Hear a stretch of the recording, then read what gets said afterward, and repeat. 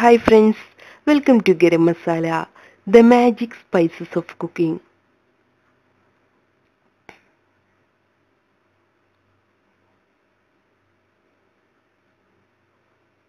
തരിപ്പോള or semolina cake. ഇന്ന് നമുക്ക് മലബാർ ഇഫ്താർ ഡിഷായ തരിപ്പോള എങ്ങനെ ഉണ്ടാക്കുന്നതെന്ന് നോക്കാം.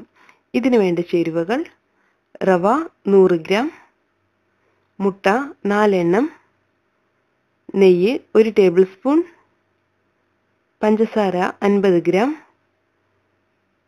ഏലക്കാപ്പൊടി 1/2 ടീസ്പൂൺ, കാഷ്യൂ നട്ട്സ് 10 എണ്ണം, റൈസൻസ് 10 എണ്ണം. വേണമെങ്കിൽ 2 ടേബിൾ സ്പൂൺ മൈദ കൂടെ ചേർത്ത് കൊടുക്കാം. ആദ്യം നമുക്ക് റവ ഒന്ന് ചൂടാക്കിയെടുക്കണം.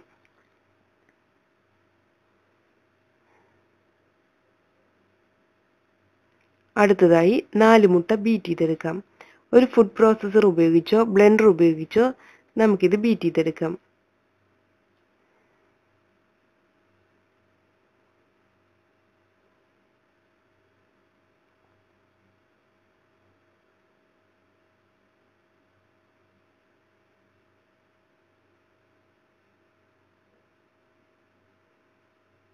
ഇനി ഇത് അടച്ചു വെച്ച് ബീറ്റ് ചെയ്യണം.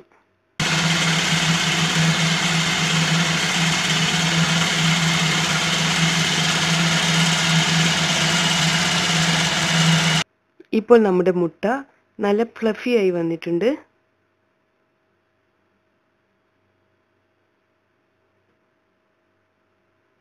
ഇനി ഇതിലോട്ട് നമുക്ക് പഞ്ചസാര ചേർത്ത് കൊടുക്കാം.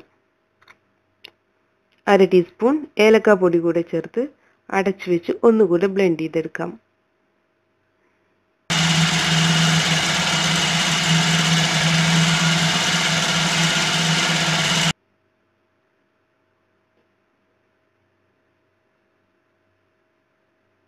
ഇനി ഇതിലോട്ട് നമുക്ക് റവ കൂടെ ചേർത്ത് കൊടുക്കാം.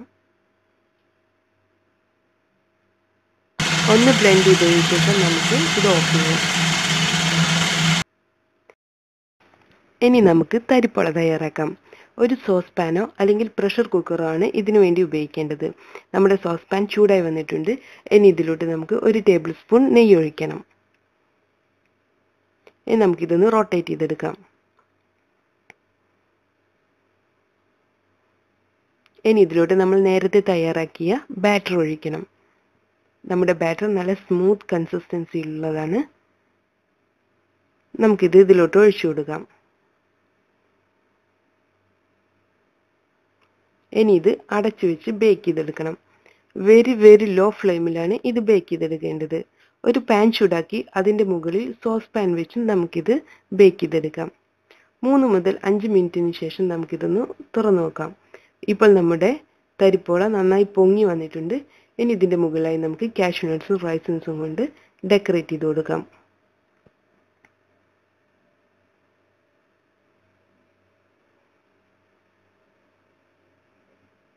ഇനി ഇത് അടച്ചു വെച്ച് അരമണിക്കൂറോളം ബേക്ക് ചെയ്യണം.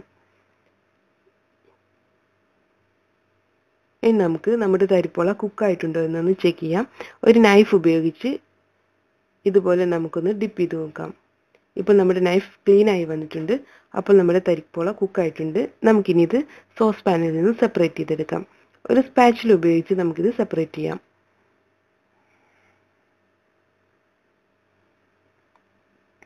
ഇനി നമുക്ക് ഫ്ലെയിം ഓഫ് ചെയ്യാം. ഇത് നമുക്ക് ഒരു പ്ലേറ്റിലോട്ട് മാറ്റാം. തണുത്തതിന് ശേഷം ആവശ്യമുള്ള ഷേപ്പിൽ കട്ട് ചെയ്തെടുക്കാം.